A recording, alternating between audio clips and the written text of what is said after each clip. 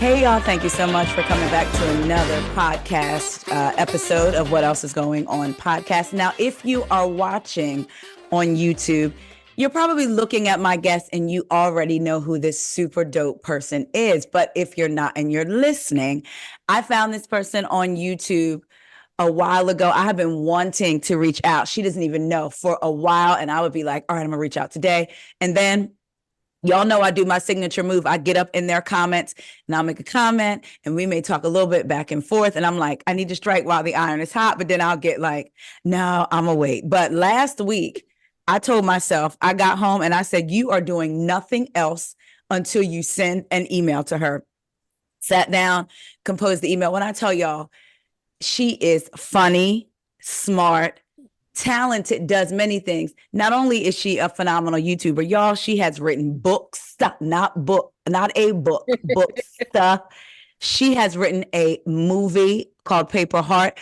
When I seen that the trailer on the end of her YouTube videos, I'm like, why is this not in theaters? The production, everything is amazing. Y'all, she has me crying. She almost took me out of here. I have to say this about a week and a half ago because y'all that have been following know that I'm on my consistency. The month of June, the word is consistency, content and exercise.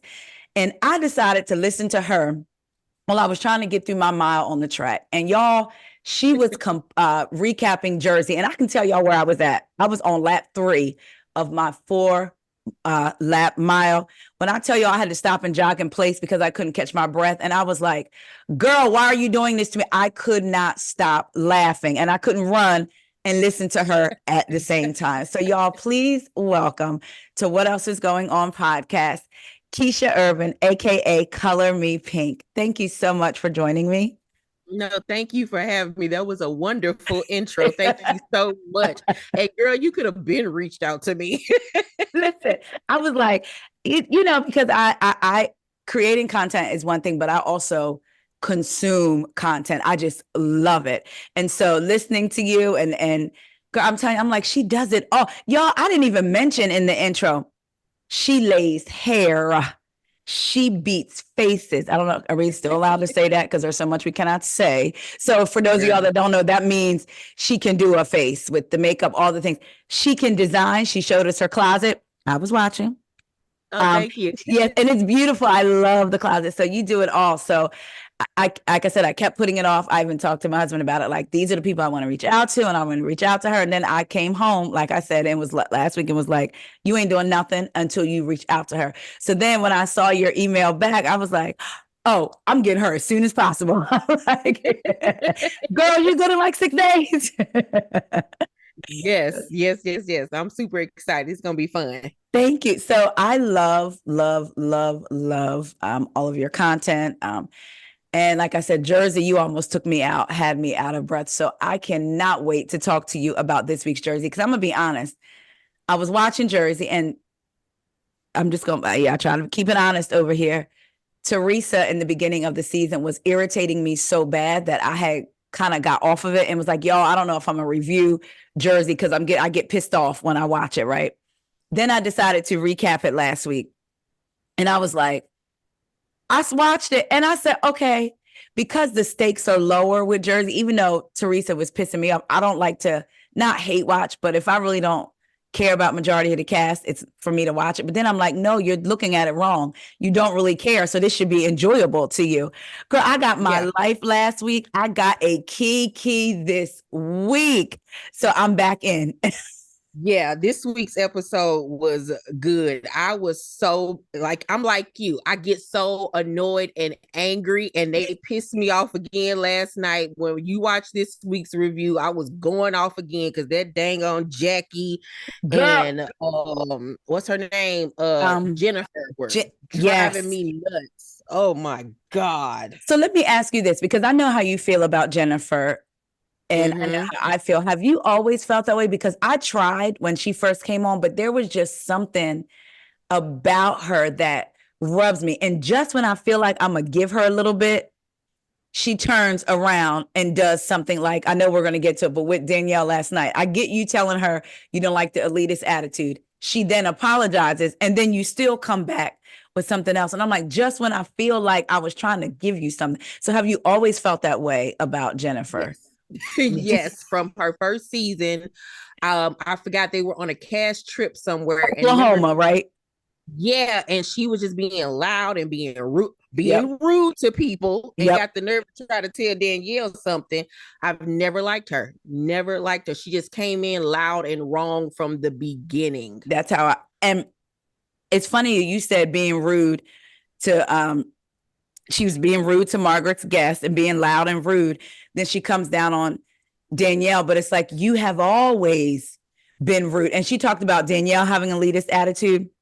Remember when Jackie had that party for her kids and she talked about how basically her attitude was elitist when Jackie had that party for her kids. I forgot about that. Yeah, because Jackie was like, I'm not doing the big old hoopla and all that stuff. But she was kind of looking like, okay, well, we don't do that over there at the palace. And it wasn't until they were going to the shore and she saw, didn't she look at how much Jackie's house cost or something with Bill? Yeah, when she found out that Jackie was rich, yes, that she had the meals, and she was like, okay. Yeah, she's just a mess. I just cannot with her. She makes my blood just like us. And just, we are not in the business of putting hands. I know, but I do believe sometimes you can tell people that haven't been touched. Oh, Jesus, because I don't understand how she ain't been popped in her mouth yet. Okay, I just don't. But word on the curb is this is her last season after all of the stuff that's been going on behind the scenes with the bloggers and all of that stuff. Yeah, okay. I've heard that she's been put on the no media list. That's why we haven't seen her doing any promotion for this season. Yeah, they're done with her. I think she's going to be the fall gate for Teresa and that mess. You took the words right out of my mouth. They're going to end up falling out. And then she's going to get to spilling the tea on everything. Watch. Oh, I could see that because we all know how bad she wanted to be a housewife. She talked about moving houses and auditioning so that she could be on this and getting a house that they felt was good enough.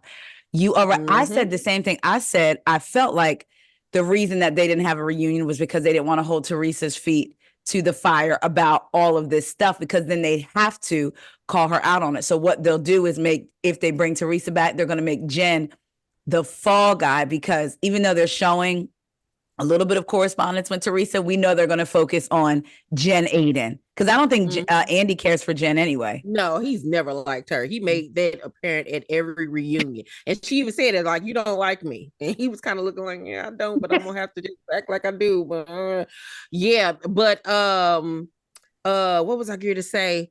So I think what they're going to end up doing is give Teresa a spinoff show based on her family, because they don't want to lose her, because she does have such a large support group. Okay. And wait a minute, not support group. Now that is a proper choice of words. Them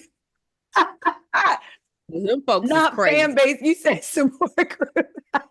Because they crazy. They all crazy. Anybody that likes Teresa and champions her, it's got to be something wrong with you, because that lady is diabolical.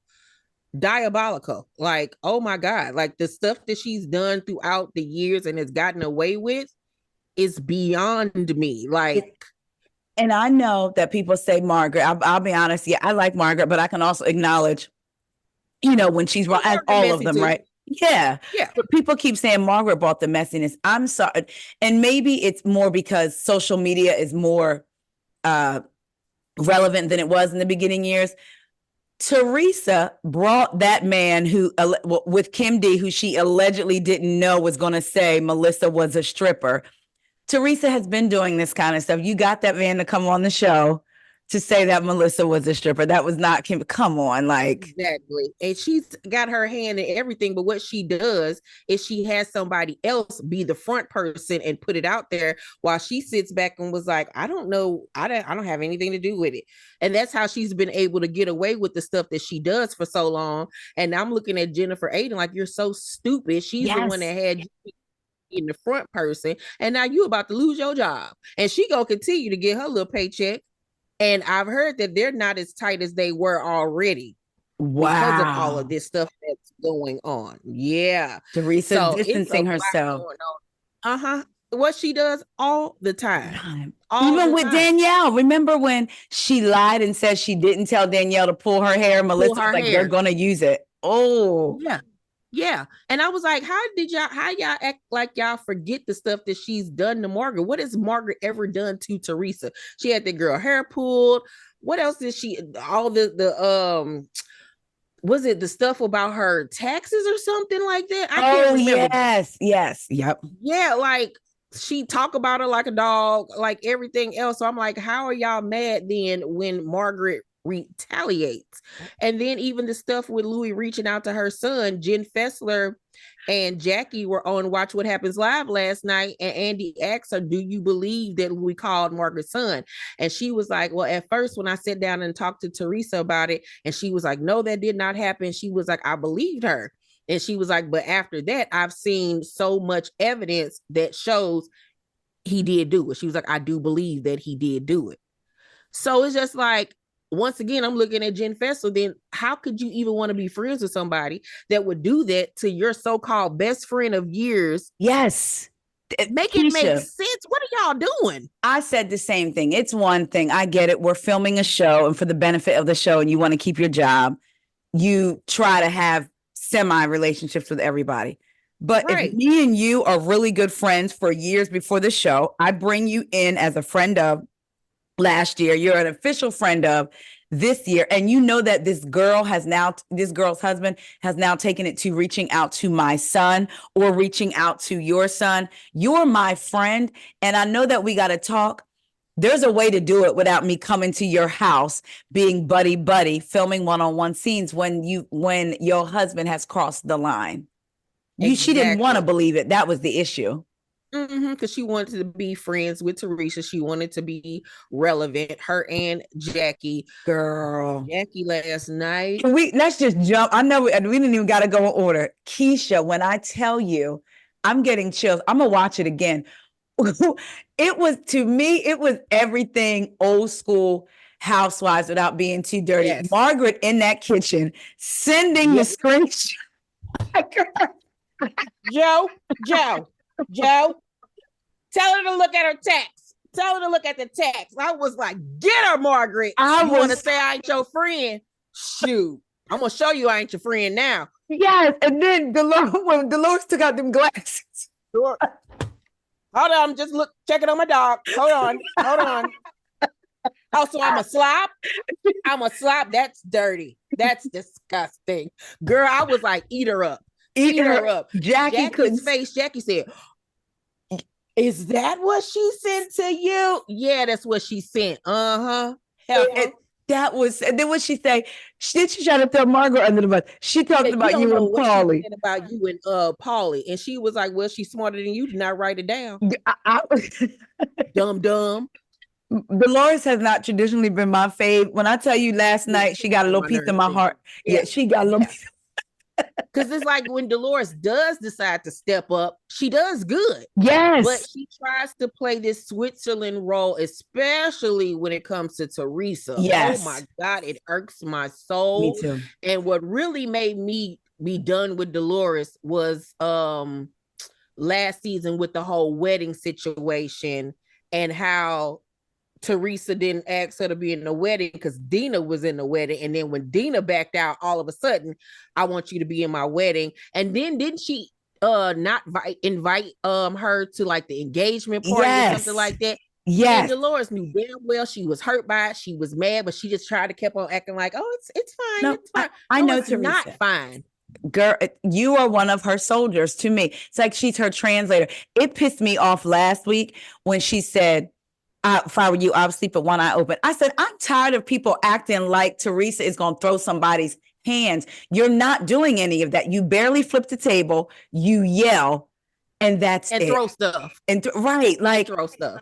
You are not hitting anybody. That. You're not. And, no. And again, that's not what we want. But I need you to be about some. If you say you about that action, be about that action. You are not. You know who else was giving me life? Melissa. I said, Melissa said, I'm gonna just go ahead and step into it. When she was going back and forth last night, I said, come on, Melissa, show up. show up. Exactly, because Jackie, you make no sense. Like none of this stuff that you're pulling this season translate because it's all fake and a fraud. Now the word on the curb is that, and I got this from a podcaster and blogger, Chrissy Balls. She stays on Teresa's ass. Yes. Sorry to curse. But no, you say this platform is open, say whatever you want. But also I'm looking forward to, because you said you were going to try to get Chrissy to come on. So I'm looking forward to that. Yes, because she has all the receipts and they're valid. And I like people like that come with the truth. And she said that Teresa's lawyer went to Jackie's book signing over the summer and told her, you need to flip in order to get back on this show. And he said, I'll help you get back to being, one of the wives and not just a friend of. And it translates and it makes sense, because how do you go from being Margaret and Melissa's BFF, cannot stand Teresa, crying all the time about Teresa and what Teresa's done to you, to now all of a sudden, I want to be her friend. I want to be around good people that make me happy. To me, I said I would have respected her more if she was like, yes, of course, you're not going to talk about the show on the show, but say, I'm coming into this season fresh. Margaret and Melissa are my girls. But because Teresa has said before that they were starting fresh. So I come from that vantage point. But to act as if you are, the issue with Margaret is the book. When Margaret has never said she got the book, the book deal, she did introduce, you can't negate the fact that she did introduce you to the person. And she said she championed your book. Okay, she didn't say that you're the reason. And to me, I get that she was going on Melissa's podcast, and that's why she sent her the book. I'm not going to send the book to one of my best friends, another author. I'm like, girl, I write books for a living. Been doing this since I was 22 years old. There's no way that if my best friend wants to read my book that I'm not going to give it to her before it's published, or she has not read or heard things beforehand. So it's giving me that you're doing this on purpose. That's what it feels. Because I mean, like, you literally went on Melissa's podcast. Margaret has one, even if she didn't ask you to come on. But it's almost like, that even though Melissa and Teresa aren't talking, it was almost like you still wanted to kind of keep it cool with Melissa while getting on Teresa's good side, because clearly Melissa and Teresa are for lack of a better term, anchors of the show. People look at it. But you could care less about Margaret, because you could care less about that.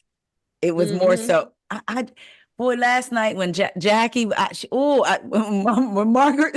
Jackie walked away, Margaret said, "Oh, girl," because Margaret wanted to push her in the pool, like, because I know it was obvious at that point. Margaret was like, "Oh, she really playing in my face. Like, she really is switching for these girls." Okay. And that's when Margaret clocked in.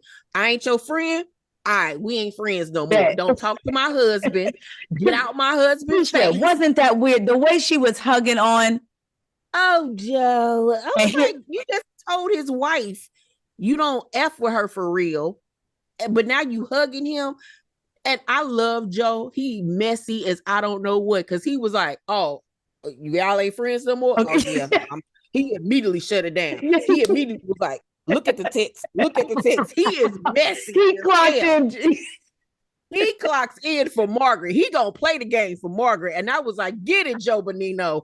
Get it." I love him now. He ride for his wife. Yes, he does. Boy, when he clocked in like that, he said that tickled me. I hollered, and I hollered when she fell, because I was like, God don't like ugly. That's what you get. She looked so crazy too. To me, it was so, when she was like, "And I didn't drink my drink," it was like, that is so uncharacteristic of you. Yeah. Like, it was cringe. Like, she didn't even understand it. Everybody was looking like, "Girl, get it together." Yeah. Like you look, she looked like she was on, like, either already drunk or had popped something. Like, it just seemed like. Yeah. And then what really makes me upset with Jackie, because I really like Jackie leading up to this season, because she was level-headed. She was fair throughout the seasons. You know what I'm saying? I didn't even agree with the fact that she got demoted after that season when she was going through her eating disorder, relapse, and all of that stuff. I thought that story was poignant. It was needed. You know, it took away from all of the drama. It was something that affected real women, men, whatever.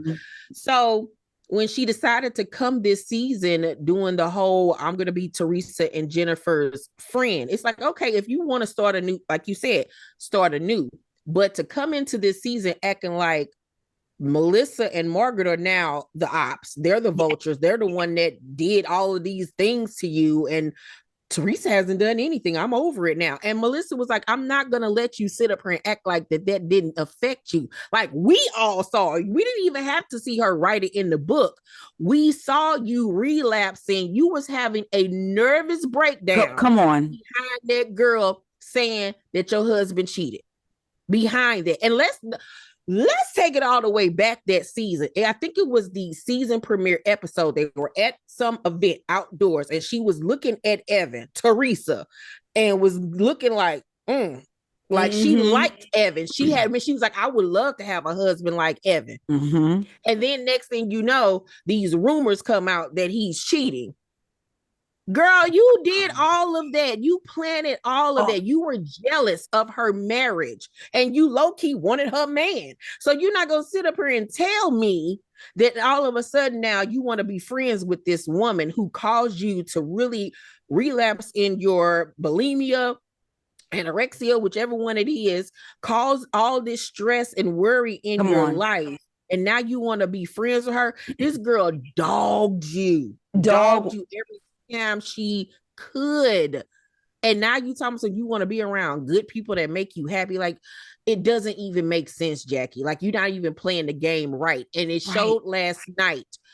Margaret was like, you're a little fish in this big pond. That's why you're not a housewife anymore. Because you're going to sit up here in my face and tell me that I have not been a friend to you. Now, we all, whether you like Margaret or not, know that Margaret has been a friend to that girl. Yes. She stood by Jackie. Yep. She rolled for Jackie when it came to Teresa or Jen or whatever. She had that girl's back. So now you're going to sit up in my face and tell me I'm jealous of you being friends with Teresa.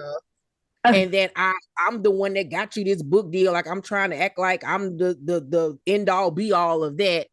And so now, because you've been playing for the last few weeks of filming, now I'm seeing, oh, you for real. This is where we're taking this. Margaret said, all right, I got you, bitch. I got you. She went in that house and activated. Oh, everything that your ass been saying? Okay. Because she's so stupid. She wasn't thinking that Margaret was going to take it there with her. And so bad, right? She was so caught off guard. She didn't know what to do. The look on her face, with, like you said, she was like, oh, that's what she sent you? She's like, but I didn't talk. Because first of all, she got caught in a lie. Yes. She was like, yeah, I did say that, but I didn't talk shit about you.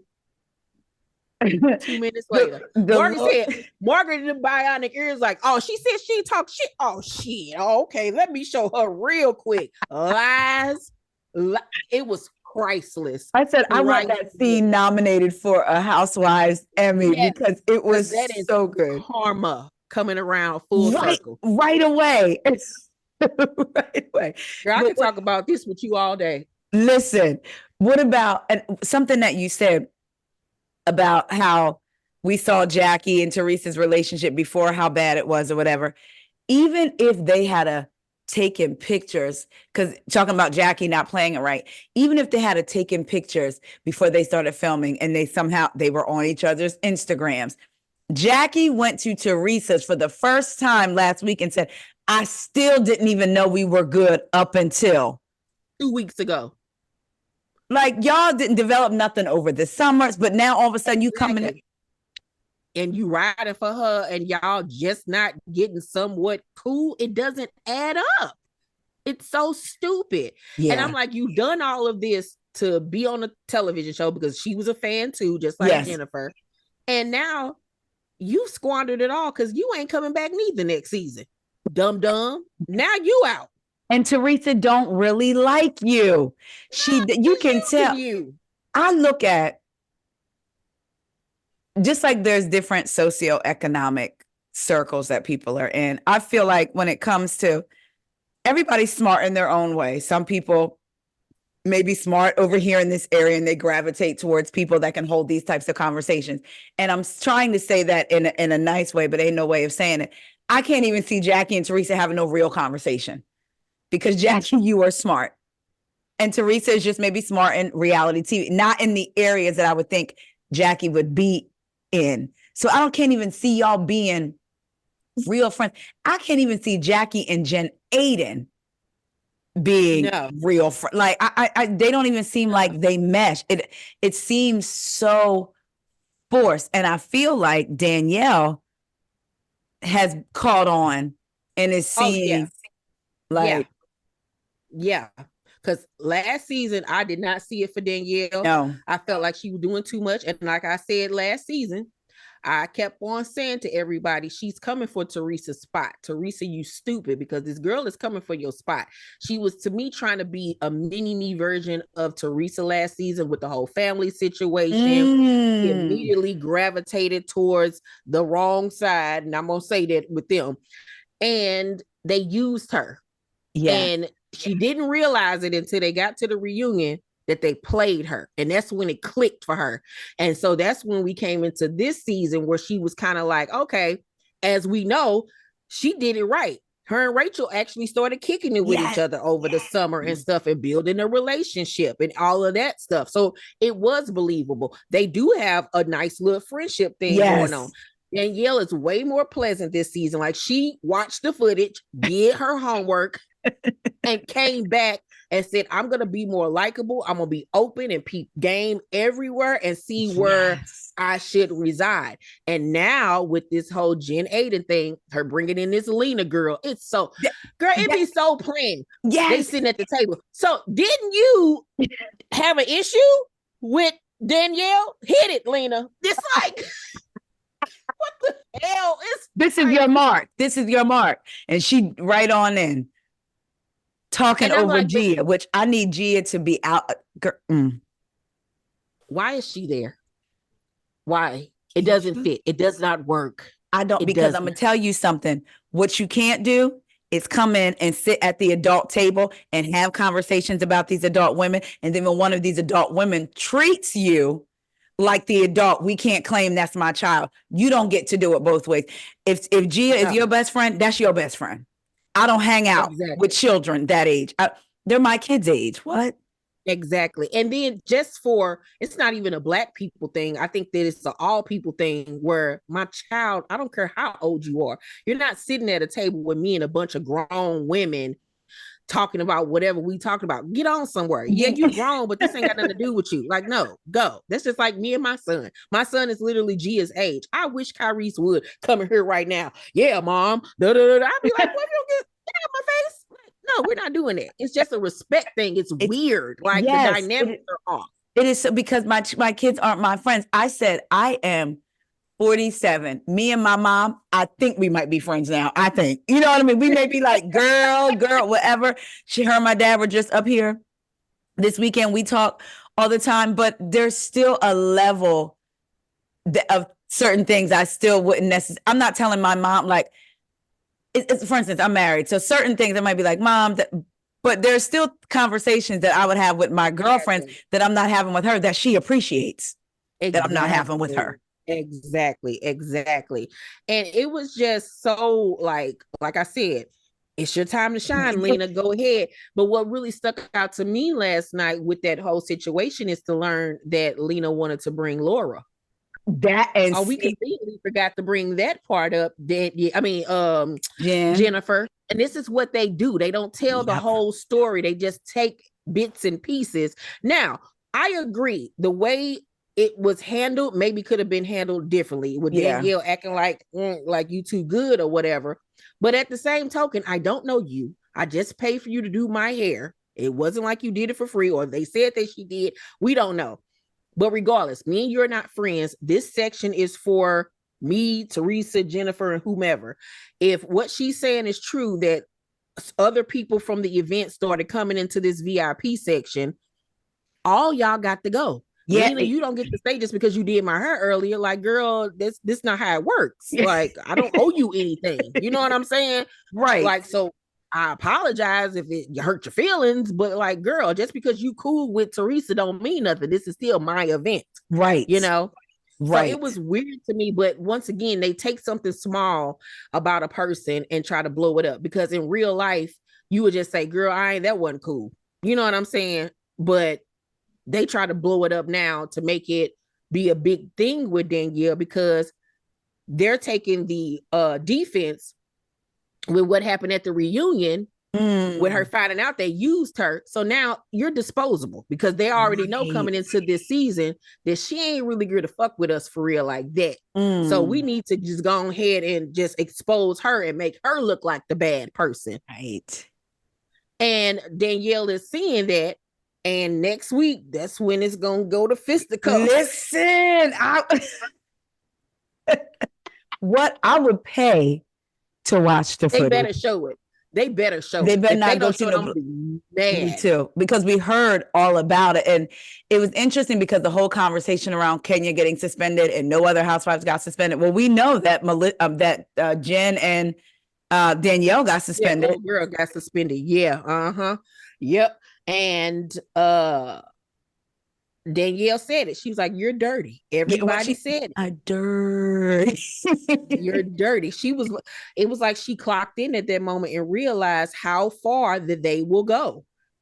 And that's what is, to me, that's what taints the Housewife franchises, period. When it goes from fun shade or whatever the case may be to doing the nastiness behind the scenes and stuff. Yes. That's when it gets to be like, okay, because that's when your morals come into play. Like, how far are you really willing to go to be on a show or for a check? You're right. And that's what makes me so upset with people like Jackie and Jennifer and Teresa, because it's just like, what are y'all doing? Like, y'all got to look at yourself in the mirror after this. You do know that. And with Jackie, it's really so disheartening because Margaret and Melissa loved her for real. Like, they had a genuine friendship, and you're just throwing that away just because you got demoted? Because you got a little bit of taste of being in the Bravo sphere. Exactly. It's so weird to me. I know people say, well, Margaret started it first. She digs up information. But I will say, like, I saw somebody say, Margaret saving that text shows you the type of person she is. The text was sent to her. She wasn't going to, I'm going to be honest, I would save it too. Because listen, you just never, and look what happened. Like, and her saving the text. But she didn't save anything. We saw her go to her text message, exactly, and scroll and then screenshot. Right. I keep all of my text messages. I don't care who you are. You know what I'm saying? It's not that I'm trying to keep anything on you, but I can go back if you sent me something and go find it or whatever the case may be. But still, nobody can tell me what Margaret did to Teresa to warrant Teresa telling Danielle to pull her hair. I was going to anything else that they had going on. And only thing that they could ever bring up is the Louis situation, when, you know, all that stuff was coming out about Louis when they first got together on the show. But as a friend, it's valid for me to be like, girl, have you heard the things that this man is involved in? But 1,000%. And I said it last season, Margaret, you're doing too much. Yes. You brought it up. Yep. You brought it up. Leave it alone. Now she's a grown-ass woman. Yeah. You know, when she kept on bringing it up, I was like, okay, Margaret, you trying it. Now you getting on my nerves. And I held her accountable. But at the same token, these are valid things that are being brought up about this psychopath you decided to marry called Larry the Lobster. When I tell you the way, it's something chilling about the way he'll ask a question and then be like, yeah, right. And this smile and these big eyes, it's like, girl. Joker. It's so weird. It's weird. And all the stuff that's coming out about this man and all of these fake businesses. When Chrissy Balls revealed a week ago that their home is actually in Louis' name. Teresa's name is nowhere on that house. Teresa didn't even know about it.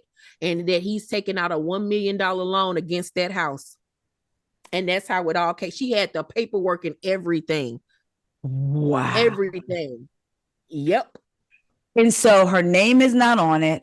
He's taking out a loan. So then if he were to lose it, then that's the whole like that's because I thought you made $2 million a day or a week or whatever. Remember, he said right. he makes So what? Right. So why are you taking out $1 million loan on this house? Teresa, I do feel bad for her because she's still a person at the end of the day. Yeah. But God don't like ugly, and that man is going to be her karmic retribution. He is going to take her for everything that she got. They're going to get a divorce. And when I tell you he's going to run her through the ringer, because pay attention, it's not a coincidence that when they sat down with the foodist, he didn't say anything. A word, because when the chips fall and he decides to leave her, because he's going to leave her, she's not going to leave him. He's gonna use everything against her, saying how she did this, how she did that. And I was the voice of reason. I told her not to do stuff. I told her to calm down, because what is he always doing? Just to calm down. Yes. She's so stupid. She's being played this whole time. And he's gonna take that little money that she got, because she's still paying restitution. Right. She should have just stayed with you, Joe, child. Filmed during the week and went to the Bahamas on the weekends with him, right? Literally, he's going to take that girl through the ringer. When that relationship no longer benefits him, it's a wrap. And then the fact that they're still trying to so-called take down his ex, the therapist, and all of this stuff. Like, why are you married to me and still focused on your ex? Like, right, bro. Like Teresa. And Teresa talking about John Fuda. Okay, sure, you bringing up the rumors or what have you, saying that's just what was out there. So was the stuff about Louis, but you didn't want Margaret or anyone else bringing it up.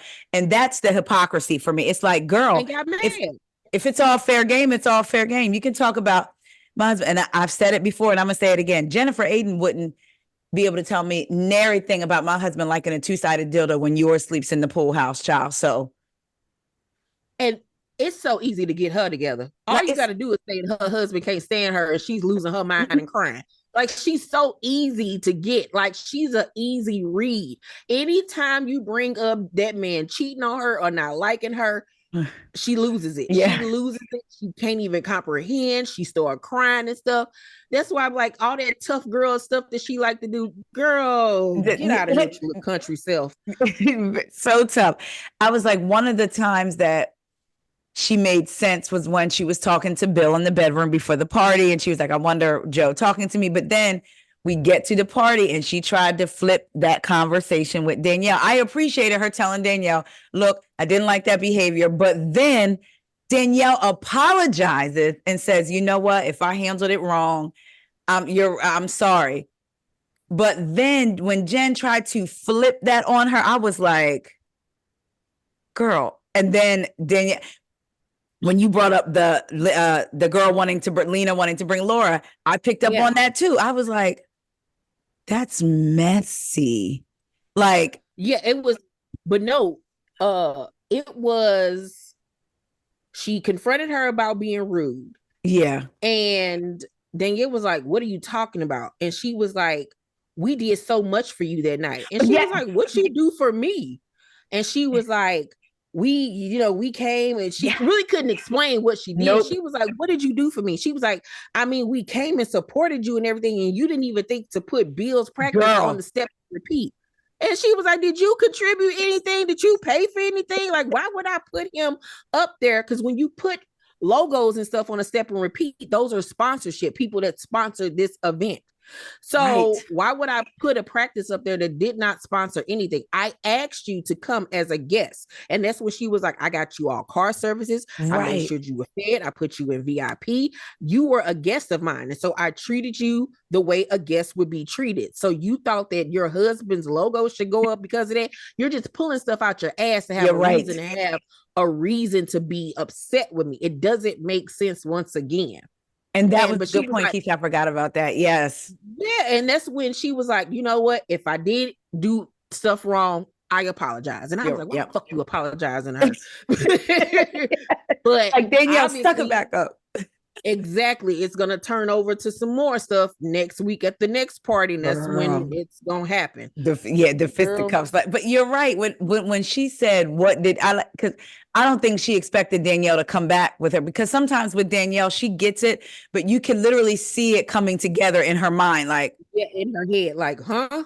Now Teresa, on the other hand, Teresa's so damn slow. Girl, when she gets so that look like this, yeah. It's like she having an aneurysm. Like she just gets like, I am not. Because when Rachel was eating her ass up, she didn't know what to do. That was the episode that you almost took me out when I was joking. You were talking about it. Because Rachel, when you knew when Teresa played the whole she's young and stupid, when she was like, and you're old, and girl, I was like, you has been. Teresa was sitting there because she couldn't say, she's not a good reader. She don't know how to read. All she know how to do is yell. Yes. And Rachel was reading her for filth. She didn't know what to do. And then Dolores, you so dumb. You made her look even stupider by talking about, it's going to take her a few days to realize what just happened here. I'm like, that didn't help none. That didn't help none at all. That didn't help none at all. She literally got to go home and do hooked on phonics and realize what would just happen. Like, what just happened? What? Girl, I'm like, oh, my dead house to sleep with one eye open. You sleep with one eye open. Ain't nobody scared of her. Right. It was, that bottle of wine. Child, when Dolores brought that wine, I will say I got what Melissa was saying, because what happened, she brought it up, Dolores brought it outside, and the conversation did become, and I know people keep saying, see, the Gorgas, Teresa is their storyline. Joe is always talking about Teresa. Can we be clear? While this is a show, they got to talk about what happens on the show.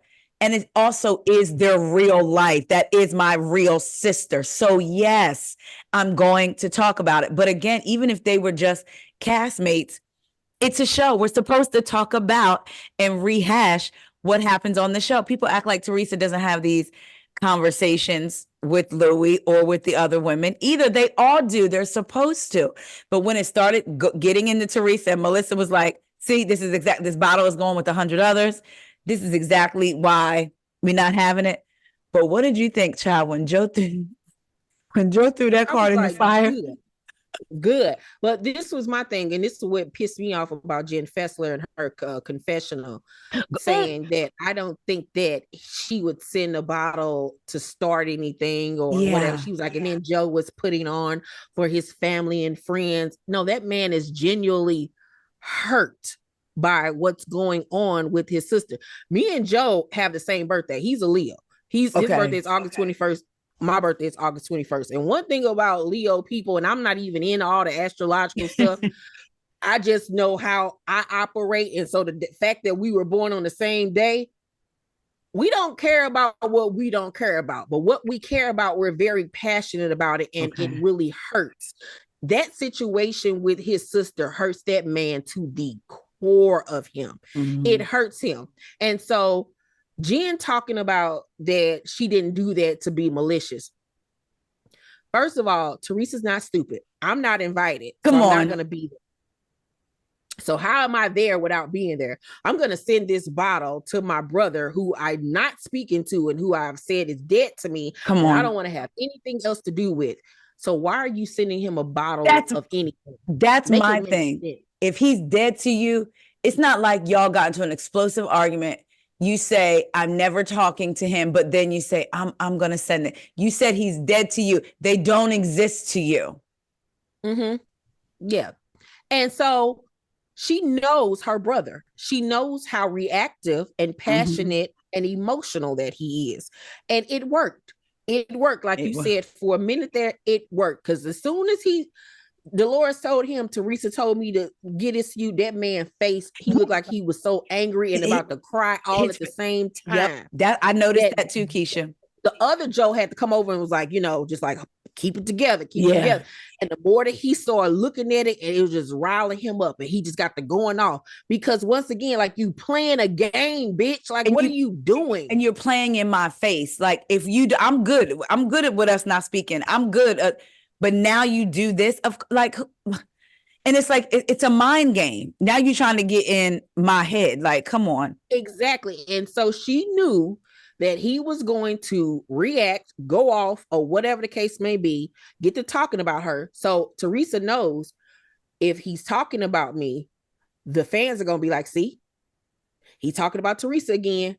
And then on top of that, I sent my brother a bottle just, because I love him at the end of the day, try to make herself look great. But you see how he act. He put my card in the fire. Yeah. I've tried once again. It's all a little It's a game. Yeah, schoolyard game with her. And that's why Melissa was like, we're not doing that. No, no. We're not making this about her tonight. Right. And I was like, but for that 5 little minutes, or however long it went on in real life, she got him. She got him. And I'm like, Vespa, you so fucking stupid. Yes. I liked her so much better last season when she was the comic relief. And she came in this season and ruined it. Because the bottom line is, it's one thing, even if you say, which I still look at you kind of sideways, knowing what Louis did with your good friend's son. However, that really blows me. Me too. Like, because if we're good friends, that means you've been in my kids' lives. So exactly. you know this. So for you to even. But Taria, it's the first episode. I don't want to have anything to do with them. No. And all of a sudden, there's a switch. All of a sudden, now it's like and come on, Teresa didn't express any interest in you either. Last season, did y'all even have a conversation? I don't remember. And it's like, you're not even coming in like, again, okay, in my mind, I do want to be a housewife. I like this. I done lost my little weight. I'm looking good. So now I'm looking the part. I want to be the part. You're not even coming in, because when Margaret said, don't talk to me about Teresa, if me and you were good friends and I said, Keisha, don't talk to me about so-and-so, how that makes me feel. It's not like a little minute argument where we went out for a girls' brunch, some stuff got misconstrued. This is to do with our families. But what does Jen do? Go and talk to Teresa about it. To me, it's like, girl, you came in kind of like taking a side. Like, if you want to try to be cool with Teresa, again, looking sideways at you, but the way to do it is not to be taking her side. It's to be just let things almost like the way Danielle is. Me, your best friend. Yeah. Yeah. But then talk about me, your best friend, for how many years, to somebody that I don't get along with. Like, what the hell are you doing? And that's why Margaret said, be friends with her, but don't talk about me to her. Don't bring up anything that got to do with me to her. And what did she do?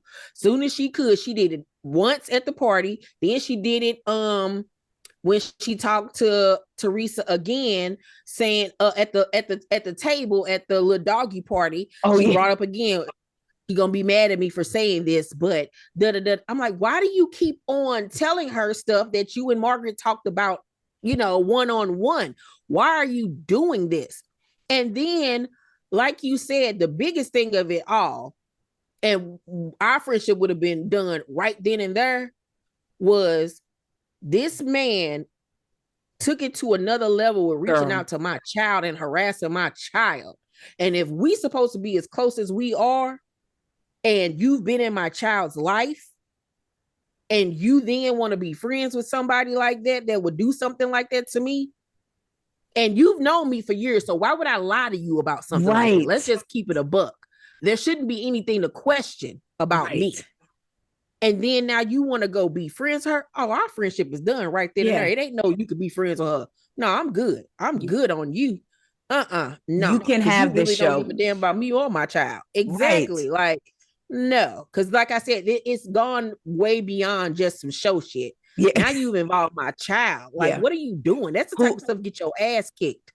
Girl, and let me tell you, and what's crazy is you already know, we know that with Margaret and Jan and Joe, and there were some years when she wasn't as close after she left. However, they are, because people love to say her kids don't even like her. No, she has said her and her kids now have a good relationship, but they want no parts of the show. So here, I've mended my relationship with my kids.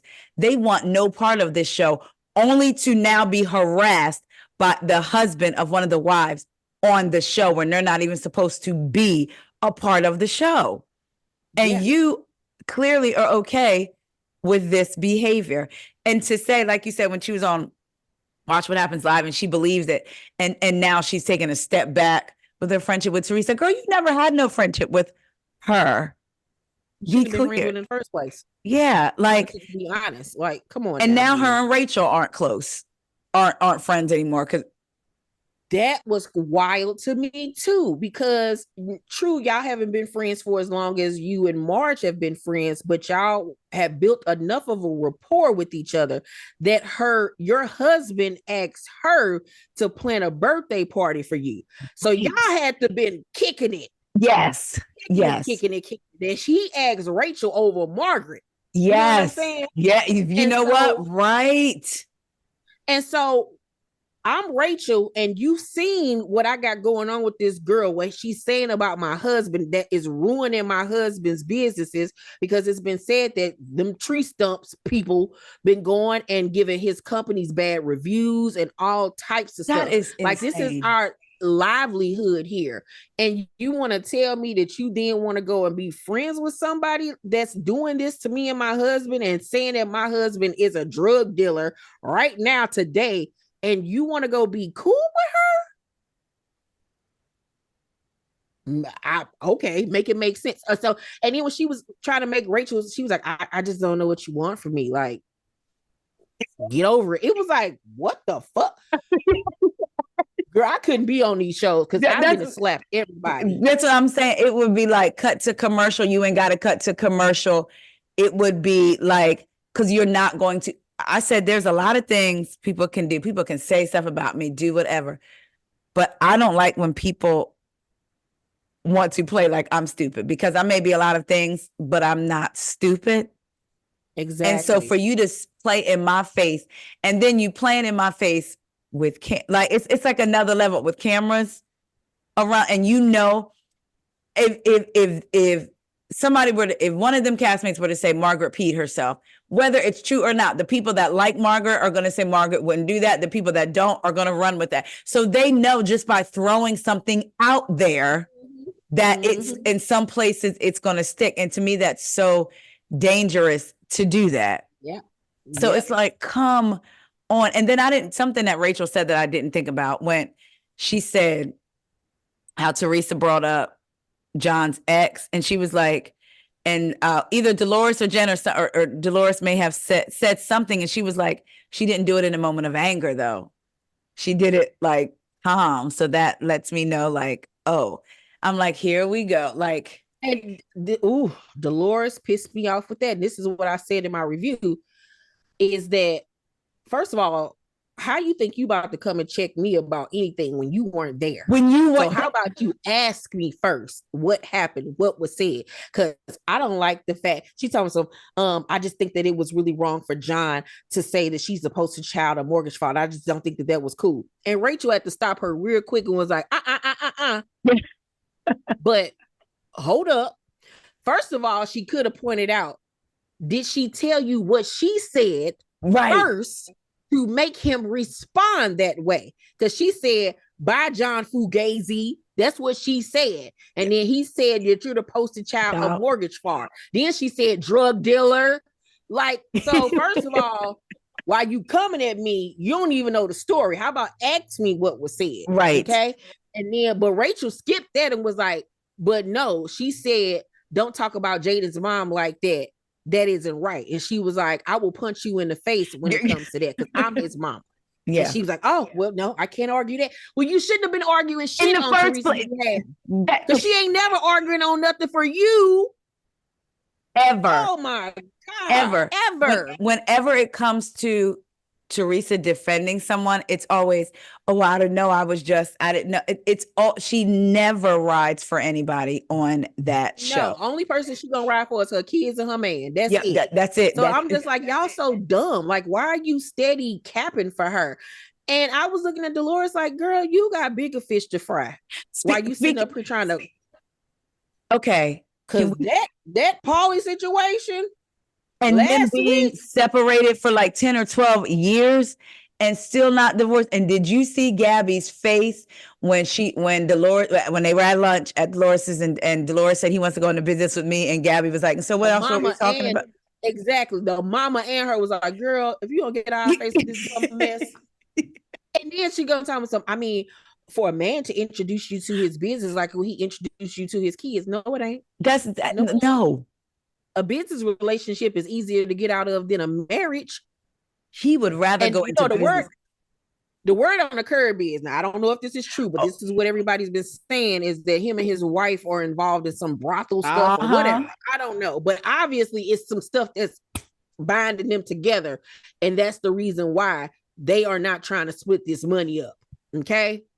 It's something going on financially, business, where he's not divorcing her for whatever reason. Maybe he don't want to have to give her half of his money. Maybe they didn't have a prenup or something. But he's not marrying you, my love. And when he sat at that table in your face and said, well, you're going to have to do what you got to do then, because I mean, it is what it is. And she was like, why are you being so nasty? No, he ain't being nasty. He telling you what's real. What's good. He legit. And a part of me was like, for as much as Dolores can act like the show, like things don't affect her, the show doesn't affect her, like she could be on it or she could be off it. She likes being a housewife too. She looks great. Yeah. She makes sure she looks great. And so I was like, girl, you just like with Dr. David, you knew what you were getting into with this man. Now this has become your story. So a part of me was wondering last week when Paulie said that, is a part of it coming from, girl, you know, we'd had this conversation. Now all of a sudden we on camera and you try and play like you're so concerned. If I met a man, and I'm sure you feel the same way.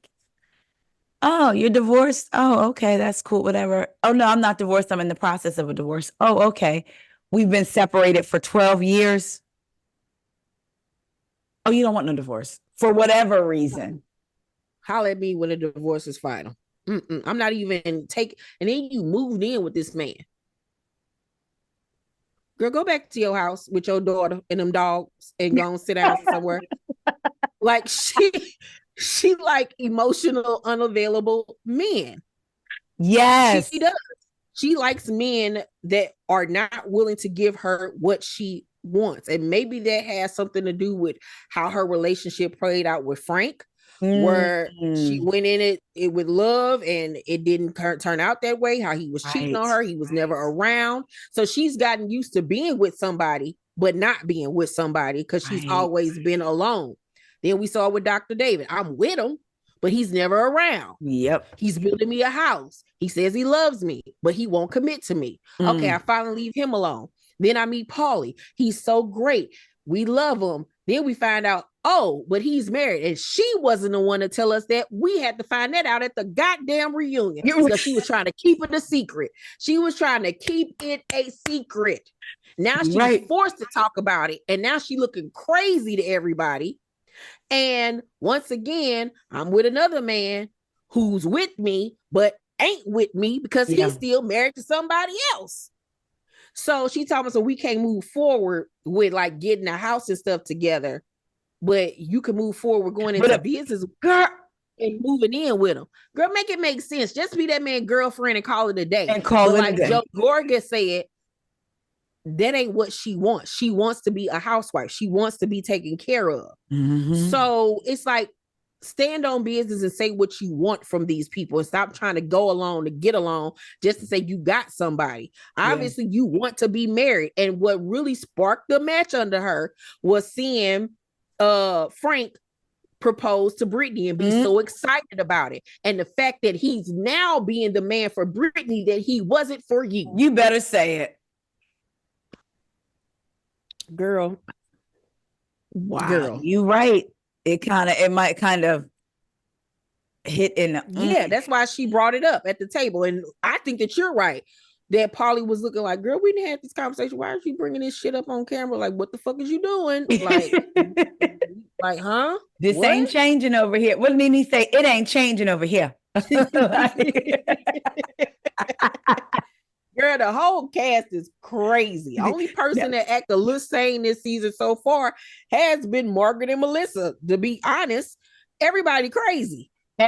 Because Danielle and them bougie kids, girl, them ain't I bougie. keep them fashions. I said a fashion show with no fashions. I'm sorry. Like, I'm like, bougie means high class. that's Like, what that looks like some $5 Carter's.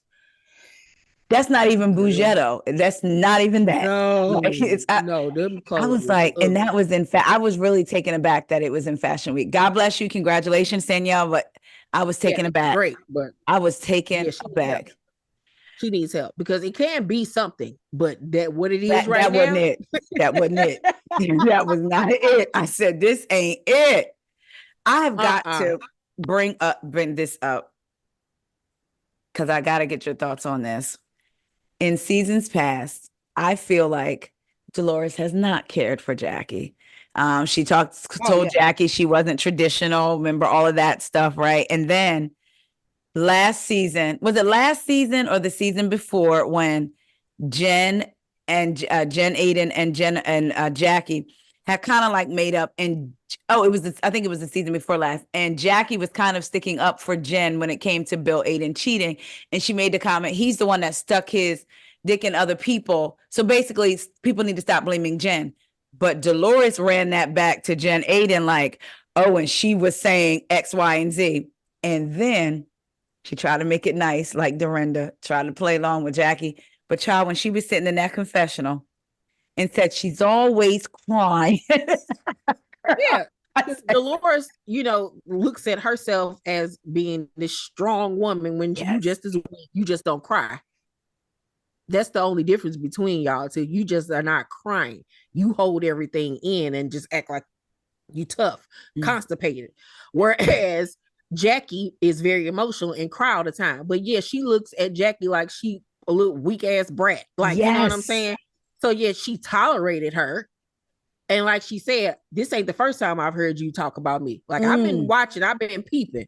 But that one pissed her off. That's what pissed her off. Boy, when she put them glasses on and then snatched them off and said she's smarter than you, and I put it in writing, and then Jackie didn't know what to say. Girl got in that confessional. She cries, everything took me out. I said, oh. Because it's the truth. Jackie, Dolores, because when they was going toe to toe the year before, I said, oh, Dolores don't like you, ain't never liked you. I think she tolerated you because of Margaret. And I even like when she said what she said to Jackie and was like, oh yeah, and Margaret stopped talking stuff about me, and like, it's done. Like, that's it. But I said, I believe her when she said that Margaret has talked about her and Polly. I mean, because why wouldn't you? Because it's like, girl, what is you doing? You this old and sitting over here once again settling for somebody. But once again, Margaret, mind your business, because this is the same thing that happened with Teresa and Polly. Say what you say and then let it be that. And mind you, and keep it moving.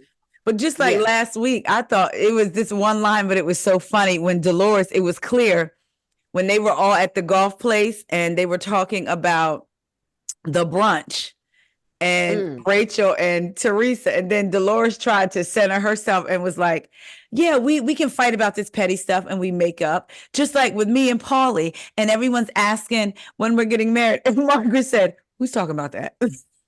like and she said it so off the cuff and that, and then it was like, baby, Dolores, I see what you tried to do there, but child, like, girl, run that to somebody else that care. Like, no, like, that's why I love Margaret. Margaret be getting them. And I feel like how you say about signs, listen, I'm an Aries as well, a little bit fiery as well, but also the sarcasm. I'm just being funny, but it's like, okay, now that let me just not say anything, because some of Margaret's things, I get what she's not trying to be malicious. I don't feel like she's trying to be malicious in her in her delivery or what have you. But she was trying to be malicious when she said to Jackie, when Jackie was like, my mom hasn't even read it. Like, oh, that's not a surprise. It was, and I will say, I was with Jackie. Jackie was ready for that. She said, now wait a minute. I can talk about my mom, but you ain't gonna talk about mom.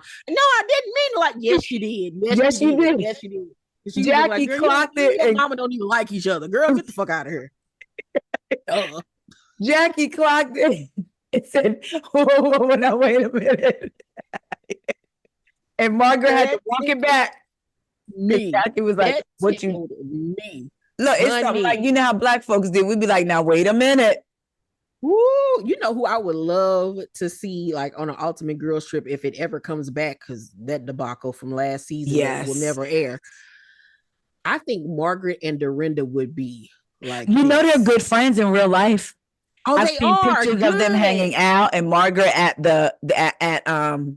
Dorinda's home. Yes. So you were on it. You called it. They would be two peas in the pod. The only difference is she's not a drinker like Dorinda, but baby, them two heifers ain't got no problems reading somebody. And Dorinda is quick. I love it. Dorinda is quick. Clip. You're full. Girl. Wait, what about when Leah had got drunk? And so her first season, and Dorinda with the tiki torches, and Dorinda had walked her into the bathroom and was like, "Oh, I've never seen a vagina with wings." Because I think Leah, I don't know if Leah had she had a tattoo. And she just said it like off the cuff. It was so funny. I was like, oh my gosh. Let me tell you something. When I tell you that I could talk to you all day about Housewives, because none of my friends watch the white franchises. So I have nobody to talk about this with. This is the first time I've ever kikied with somebody about the Housewives and that get it. Baby, I had to that's a lie. I put one of my good girlfriends, Sharita, that I filmed some of my fashion. Hey, Sharita. Yeah, I put her on to Beverly Hills and to New York, and now she's obsessed. But before that, I had nobody to talk about this stuff with. So okay, I just keep laughing with myself. Y'all, it is 4:51 p.m. on Monday, July 17th. Y'all heard Keisha say she has no one else. So I'm going on record saying that I will be inviting her back again and again and again. We're going to exchange numbers so I could be texting you. Girl, did you see what I just said? Girl, I watch everything. Like I watch all of the franchises, and that's why I was like, why don't I start doing reviews on all of them? I'm pretty sure it's the audience there. I love the fact that you do. Okay, so you know what's funny? I love it. It always takes me by surprise when Black content creators who review Housewives do white shows, and I'm like, oh my gosh! And then I have one of my girlfriends too. She will do the New York and the Beverly Hills and all that. So I have one girlfriend, and it was funny because my other girlfriend, her dude that she was with, she was only into like the Potomac and the Atlanta. Girl, he told her, you need to watch New York because them white women in New York is crazy. This is before the right, and that's what I had to tell my good friend Sharita. I was like, they're insane. They're nothing but middle-aged whores. That's what they literally are. Who say whatever they want to say too. Say whatever that they want. I was like, that franchise literally went from being actual Housewives to like Sex in the City, and I was obsessed. I still feel, because I like the new girls, I like the reboot, but they're missing that force multiplier. They're missing that person that's gonna pop it off. And I felt like they should have brought Luann and Sonia on the cast. I really did feel like that they should have been friends of at least. Because they need somebody to get in there and set a fire. Because what all the ladies said from the new reboot was that they came into the first season like, we're not gonna cut each other. We're not going to do that. Or we're not going to go. Okay. Like, they were trying to be good for the camera and not get canceled or all of that stuff. Now, I've heard that this season that they coming in like, all right, fuck all of that, because we got to step it up. You know what I'm saying? Because, so they're literally on their last cash trip right now. Yeah. And that just came out today, photographs and everything. Okay. So Rebecca Minkoff, the purse designer, is a new cast member, and I was like, that's a choice. Now, Sai was caught on hot mic. Girl, go ahead. Boring. Yes. And then they was like, well, we're on. She was like, oh, okay. When she started looking around real quick. Yeah, she tried to play it off. I was like, Sai, What did she say again? She said, because I remember watching the clip. She was on Jeff Lewis, I think. I think she said she was boring, like she doesn't talk a lot or something like that. Yeah. And I was like, girl, you got to watch wherever you go. Exactly. And I was like, I didn't understand the choice of hiring her either. Anyway. And I wonder if her connection is going to be Jenna, you think, because of fashion, or is it going to be maybe? But I was shocked that Jenna even came back, because I was Me too. Which it proves I'm sorry, Keisha. I said last season, I feel like she had a shtick. I'm so nervous. Oh my God, these people. I'm so nervous. Girl, the job that you had, you were at parties, you partying with Usher, and now all of a sudden I'm just so nervous. Oh my God, I'm just so I'm just so baffled and shy. Girl, you like doing this, which is why you're back. Because if you really wanted your private life private, you would have not come back. Exactly. And you would have did it in the first place. Yes. Like, I was so over her. Of a company, like, stop. You know how to get out there in the field. Like, stop. Like, it got real old real quick. And I loved when Uber got in Aaron's ass at that last cash trip with that glasses situation, because girl, Aaron was trying me and then got tried and didn't know what to do. She's folded real quick. You wasn't scared when she was in your face, but she was scared when she was talking to you. Girl, I was like, see, I ain't got time to be playing with y'all. No. But I'm excited for Roni to come back. But I still do feel like they need at least one or two OGs. They need it. Like you said, they kind of, yeah.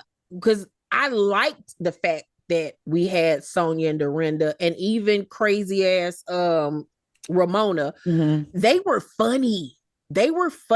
Like, Ramona, as controversial as she is, and she has done and said a lot of foul mess, but Ramona made for great television. She really honestly did. But I think that Sonia and Luann really proved themselves that they can carry a show with the spinoff that they had. That Crappy Lake, yes. It was good and it was funny. And like I said, they're still young and vibrant. They're out here dating. They're out here doing that thing. They can keep up with those girls. With the girls, they definitely can. They definitely, you know what I'm saying? So I felt like that they should go over there. I am excited about Beverly Hills. I'm excited. I was getting ready to say, we didn't talk Jersey, we talked New York. So let's get in. So you are excited about Beverly Hills?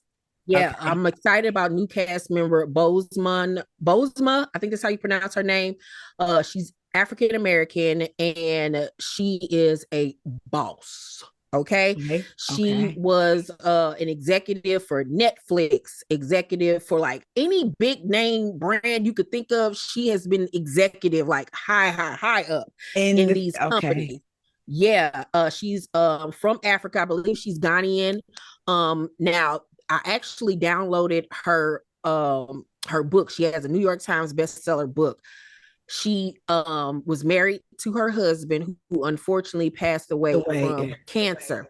Okay. Yeah. And their love story was just so phenomenal. And everything that happened, like her mom and her husband had cancer at the same time. That lady, when I tell you that she done went through some shit, she done went through some stuff. And thankfully she ended up having a daughter with him. But before that, she had another child with him that unfortunately passed away. She went through so much, girl, so much. So I think that her story on the show is going to be like so eye-opening for people. Now, the only thing, I just want her to get her hair and stuff together now. Keisha, I'm just going to go ahead and say it. We friends now. It's just us talking. I'm tired of our Black women's getting on these shows with these white casts and they wigs and they clothes. Love you, Garcelle, but you are included in this. I'm tired. Truth is, I'm tired. I need hair. Yeah. Looks. Yeah. Makeup. Bozma hair. Wow. But I think that that's just a African thing, period, because they wigs just don't be right for some reason. I don't know what that's about. But I'm like, girl, you live in the United States. I don't know where you going to get your hair done, but no, you need a black girl from the hood to come do your hair or Yes, something. you are a I boss, agree with like you Garcelle, said. because Garcelle don't even wear lace fronts. Like, she just literally put on a Yes, wig. yes. And I'd be like, Garcelle, no. And you And were then with in that the fashion burgundy, industry. like Garcelle hair didn't used to be like that. I'm No, like, what no. is up with this burgundy mess? Let it go, please. Oh, No. yeah. I said I'm tired of being disappointed in their fashion looks. I need y'all to bring it. Like, what are you doing? Yeah, because they were just filming. And I saw a picture, and Garcelle, I was like, what do you have on, girl? Like, where is you going? Like, she just looked so frumpy, Yeah, and I was like, that's the word. It's like you are too beautiful and too gorgeous to look frumpy with these guys, especially out of all the cat with the Beverly Hills. Like, come on. Come yeah, on. you got to bring it in Beverly Hills. You have to. I want You her have to look at Dr. Wendy's evolution. best glow up in housewife history, I must say. I Like, must say. You know, she I used to call her a smart water bottle. She was shaped like a smart water bottle. Baby, that first season, I was like, I am what is hanging going up. on? Like Funky said, I'm getting Yeah. off the line. I was like, oh girl, no.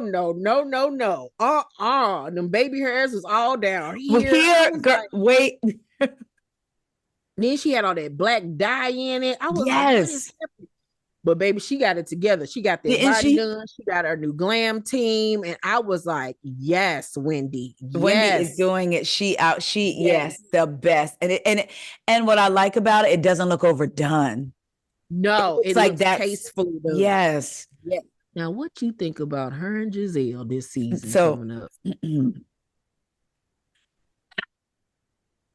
I have two minds about it because I said last season when the seating chart came out and Gizelle was number 2, I said, so we'll see how we'll see. It'll be telling if she's ready to move on all of a sudden after years of not speaking. And then we see her. And I know some people have said, Dr. Wendy, I'm disappointed, but the reality is Dr. Wendy wants to keep her job. So she knows that she's got to, whether it's fake the funk or what have you. But with Gizelle, to me, it will, until I see it, it will always read as inauthentic to me because you didn't spend one season or half a season. You spent 2 years not even wanting to acknowledge this woman. How you go from that to, it's because you wanted to keep your job, because we already know that the audience, the viewers, even Bravo, talking about the cast being divided. And I feel like, because they're filming now, they've seen the conversation around Jersey. Come on. They're not having no reunion. I think they realized, oh, we need to get it together. So although I know that for the good of the show, we can't have anybody being iced out, I also know that it's because it's a show. And I don't feel like it's authentic until I see different. Yeah, I 100% on both ends think that it's inauthentic. You're right. They are producing the show, and the show will not work if you're not speaking to several of the ladies. Like, it's just ridiculous that we're in these events and you just sitting there and not acknowledging people. It's like, what are we doing here? And it's very inauthentic. You don't like Wendy. Wendy don't like you. But y'all gonna play along for the cameras. But to me, if we're supposed to be following the reality, that's not reality. That's not, that's make people want to talk like that's stupid. Like, that's stupid at the end of the day. I would rather for y'all to just cohabitate. I don't like you, you don't like me. We can laugh and joke with each other at the table, but other than that, we don't need to have one-on-ones. And that's, come on, Keisha, because I was glad with Jersey. I said, good, finally, let Melissa live in her truth and Teresa live in her truth. They don't like each other instead of trying these forced scenes. So I feel the same way. There's a way where it can be understood. We don't kick it, but when we all in a group, if something is funny, I'm not going to purposefully ignore you, but we just ain't cool like that. Atlanta did it for years. with Nene and Candy. They didn't get Yes. along for a long Yes. time. Yes, But you're right. we never even tripped off of it for real until they argued, because they could still be in the same scene. Candy, you know, Yes, and it would yep. just be that. You know what I'm saying? Yep. So it can be done, but girl, I'm just looking like, here we go with this. That's what I said. I tweeted that, and somebody said, you got all that from a 15-second clip. No, I got it from watching for the last 2 years. Exactly. That's where I got it from. Because if Robin was still there, and if she would have got first seat, it would have still been the same thing. Yep. She had to make friends with somebody outside of Ashley. Because really, if Wendy would have tried to lead a charge, let's just say Karen decided to sway to it, they all really could. Gizelle wouldn't have had anybody but Ashley. Because even Mia, remember Mia's first season, she kind of was coming for Gizelle a little bit. So Mia could swing anyway. They really all could have swung in Wendy's direction, and it would have they could have iced her out. Yes. They could have iced her out if they really wanted to. And we know with Ashley, she could swing that way too, because just like she invited Wendy last season, the season before last, when they all wanted to ice her out. So it was like, you really had nobody that was concretely on your side. Yep. But I think this season is going to be a big focus on Mia, of course, and that mess over her child, that Maury Povich mess. I think Mia is going to be a forefront storyline. I think, of course, this Gizelle reconciling with Wendy or whatever. Mm-hmm.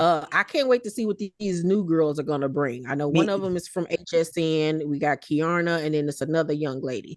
So I'm excited to see what's going to happen with them. But what about even Gizelle doing that interview with, was it Fox Good Morning DC or something? And the interviewer was asking her about, did you see that about the colorism conversations? Oh girl, I have to send it to you. We got it. So yes, exchange numbers. I can send it to you. So she did this interview. It was either Good Day DC or something like that. And the interviewer was asking her about these colorism conversations. Gizelle likes to play the kid card. You know, it doesn't bother me, but it hurt my children. Not even thinking about the stuff that Wendy has children too. But anyway, she said that it was a bunch of liars making up lies because her children are darker skinned, which doesn't mean anything. Look at Gilbert Arenas. I always think about Gilbert Arenas. Look at his kids, and he does not like dark skin. So, but she said that. She said she can be a tough pill to swallow. And she can be a tough pill to swallow. It was liars making up lies about her, which, by the way, we were all actually on Candace saying, if you think she is a colorist, say it. Candace actually did not call you a colorist, because we know she's referring to the cast. It was the audience calling you a colorist. So yeah, I'm going to find it so I could send it to you. But she threw shade at the lady from QVC. She was like, have you met any of the new girls? And they were kind of playing around. Well, I can't say, but if there were new girls, I may have happened to be around them. And she was like, they named the girl. She was like, y'all fired her, right? So she threw a little shade as if the girl used to work there and the girl got fired. Now, because right before Wendy's birthday party, where we found out that they were trying to be cool with each other, it was reports coming out that she wasn't getting along with any of the girls, especially the new girls. And it was an incident that happened where her and Karen had an event the same night, and she got mad that everybody went to Karen's event first, and then came to hers last, and then she made everybody leave because she was mad. So I feel like that happened, and production was like, no, we're not doing this. You're gonna have to get it together with these girls. And then I feel like everybody probably didn't like her, like her. You know what I'm saying? And was like, we have strength in numbers. We don't have to pretend. We truly don't like you. When she threw that shade, I would be very interested in seeing what Stacey is her name. What she had to say back. I'm gonna find that clip and send it to you, girl. I was like, girl, did she just say that? All right, and then I do have to ask you about this, because I had promised Keisha, y'all, that I wasn't going to keep her all night, because y'all know how I like to do, especially when you find somebody that you connect with, like the Kenya of it all. I watched her video, but I still want to hear, girl. But did you see the reports that came out today? No, That NBC, this is the report today, that NBC Universal did their investigation and that Kenya is done. We don't know for sure, but that's what the people are saying. Yeah. Let's see if I can. Yeah. Okay. Send it to me because I haven't even been on my phone yet this morning. But we still have not heard anything officially from Bravo, from Andy, from Kenya, or anything. So I don't know. So it's hard for me to talk about it because there hasn't been any official report, even though these big news outlets have jumped on the bandwagon and reported it and all of that stuff. But it was the same thing with literally before this Kenya stuff happened. A week prior, it was somebody reported that Teresa, Dolores, and one other person were the only ones coming back to Jersey. Yes. And come to find out that wasn't even true. It was Rachel, it's just I think. Yeah. So I'm like, I don't know what to believe. That's very true. You know what I'm saying? And from what I've known of Kenya all of these years, she's never been a liar. I just can't see her coming out saying, I would never do Revenge P. I have never done Revenge P. Don't believe everything that you hear. And then in that live, she was like, I'm not going nowhere. So I don't see her lying for the sake of what? Do you think it could be a case of semantics? You think it could be a case of semantics saying I ain't going nowhere because I'm not going nowhere. I'm still Kenya Moore. Yeah. You know what I'm saying? But at the same time, when she put out that statement saying I would never and I have never done Revenge P, why would she lie and say that when it could very well come out that you did? You know, that's stupid to me. And I've never known Kenya to be dumb. I think it could be a case of she didn't do revenge porn because the pictures could have been on a public platform with no reasonable expectation for privacy. So she's right. I feel like she's right. I did not, because I was waiting for her to say, I never show pictures of anybody. That's a lie. She was very specific. I did not participate in revenge porn. After Brittany brought up the word revenge porn, because Brittany brought up what revenge porn was, what the statute was in Georgia, Kenya comes out and says, I didn't participate in revenge porn. Because what if she showed these pictures, it may not be revenge porn. So I was looking up, like, if somebody has OnlyFans and you share those pictures, is that revenge porn? And from what I saw, there were a lot of lawyers that were saying no, because it's not a private platform. Even though you pay, it's not a private platform. And Kenya did say she didn't participate in revenge porn. She didn't distribute someone's private images with the intent to threaten or harass. Technically, on a technicality, if she showed Brittany's pictures that were allegedly on OnlyFans, I don't think that would be considered revenge porn. So no, I'm thinking, is she playing? Is she doing word play? This is what I think. So when I did my video last week, and at the end, I came in with a breaking news alert. Yes, you did. I saw the actual photograph. Now, a lot of people pointed out that was photoshopped, that they photoshopped it on the screen. Mm-hmm. And I saw the actual video where they were doing the toast. I think that was in like her office or something, and the screen was off. Yes. But what I think happened was somebody took, this is what I'm assuming, somebody took the actual photo that Kenya showed everybody and photoshopped it on the screen so we could see what was actually shown. Okay, so you think that picture's real? Okay. I do. And let me say why. If you listen back to the audio that came out where Kenya was saying, you know, she a thought, she a hoe, this and everything, you heard Portia, that's a penis. Yes. That's a penis. It's not, she's sucking, it wasn't none of that. So it goes along with the photograph of Brittany, because that's a picture that I've used of her from her Instagram page. And right next to it, it's a Photoshop penis by her face. Oh, so Keisha, why are you making me think now? Because that is a good point. That's not Revenge P. And that's why she was like, I would never do Revenge P. And I have never. Just because I put a D by somebody's face, that's not Revenge P. Okay? That's going by saying that you a hoe and you be out here doing hoe stuff. Snapchatting your coochie, yeah. Exactly. And once again, you didn't hear anybody in that background saying she's sucking or she's having sex. you heard Portia say, that's a penis. That's a penis. So that goes perfectly with the photograph. With the photo. Okay. Oh, I wish you hadn't made me think about that. And I think that's why Kenya and Eli was like, yo, I know a lot of people saying whatever, but yeah, okay. She said, I always have been vindicated. So I think that she's suspended. Okay. I think that she got in trouble for it, but I do not see them firing her at all. I don't see her being let go at all or whatever, especially if that's what was shown, because still nobody has said, point out, nobody said verbatimly that it was a photograph of her sucking whatever. They all went off what Media Takeout said, that it was an explicit sexual photograph, but nobody has said what the photograph is.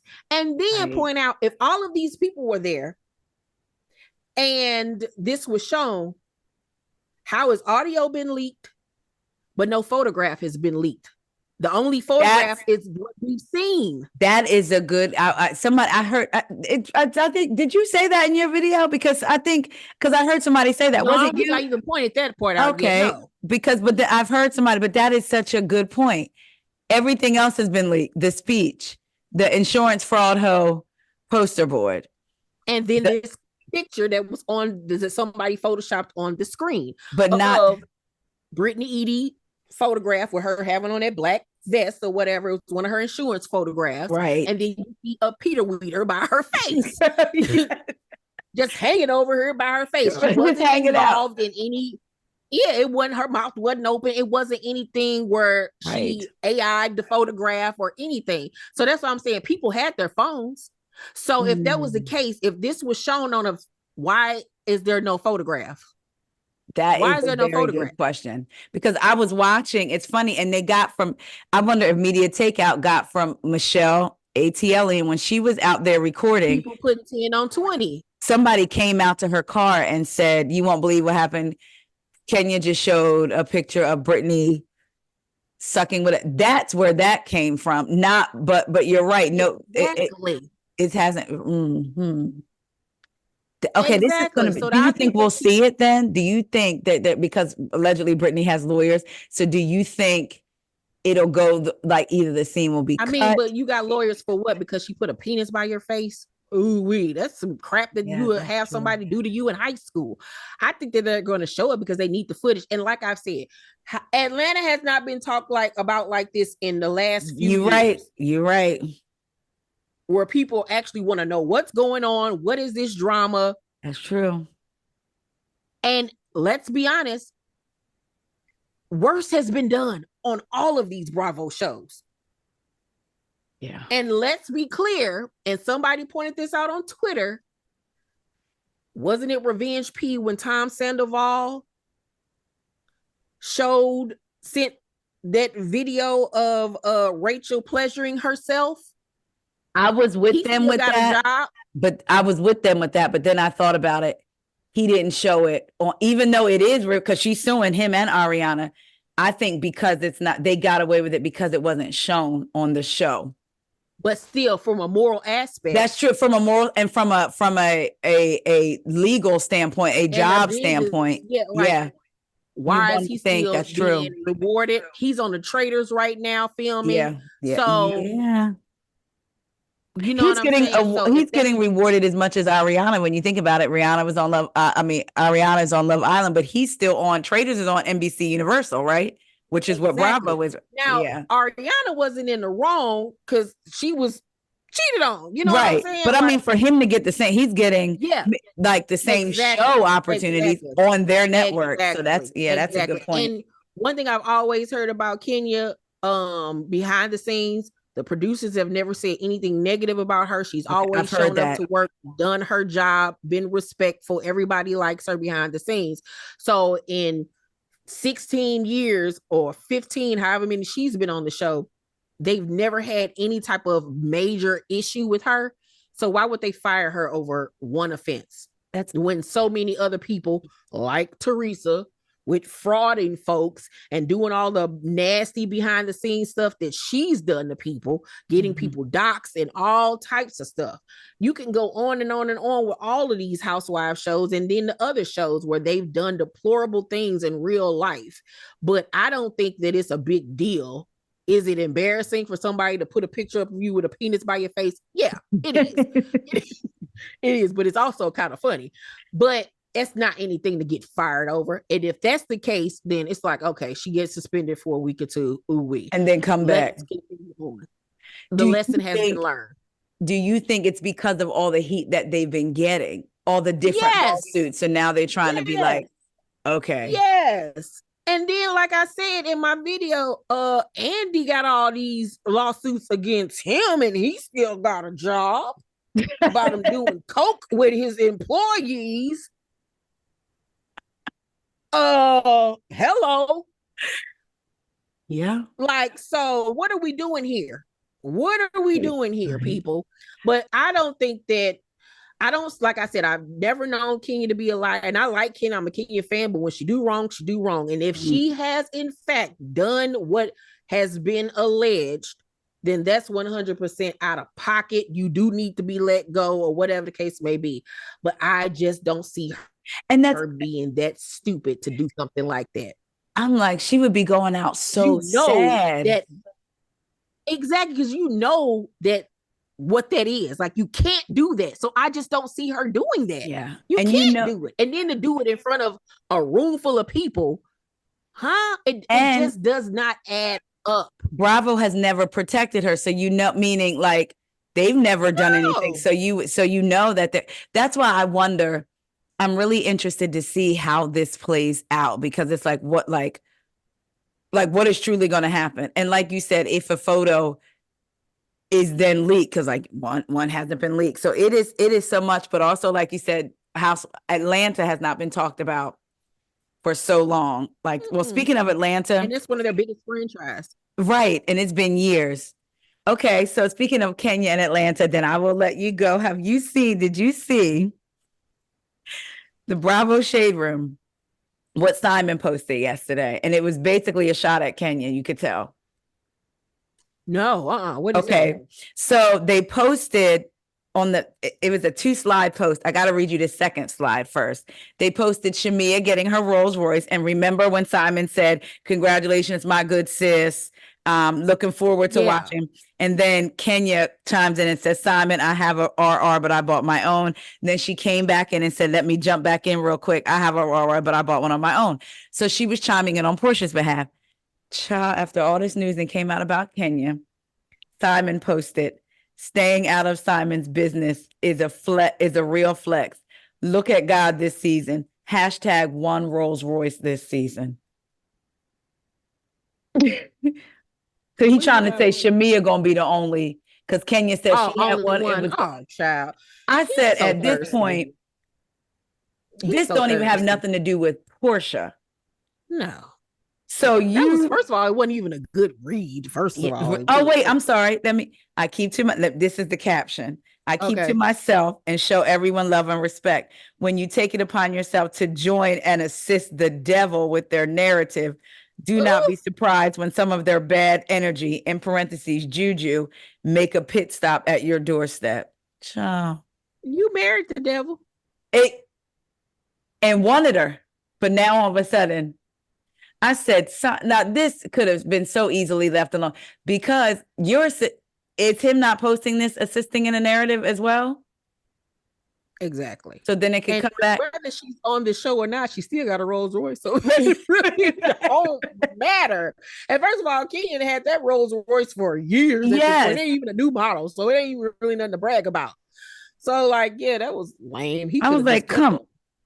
Erica De Niro, shout out to Diva, said they need to starve Simon. The blogs do too. He partnered with Portia for this very reason, to be in the spotlight.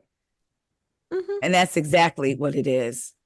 Girl, oh my gosh. Keisha, I had so much fun. I did too. We have to do this again. Yes, because you have to have you on my channel next time. Yes. Look, I'm already here. Look, wait a minute. How did the picture look like this? That's exactly how it was.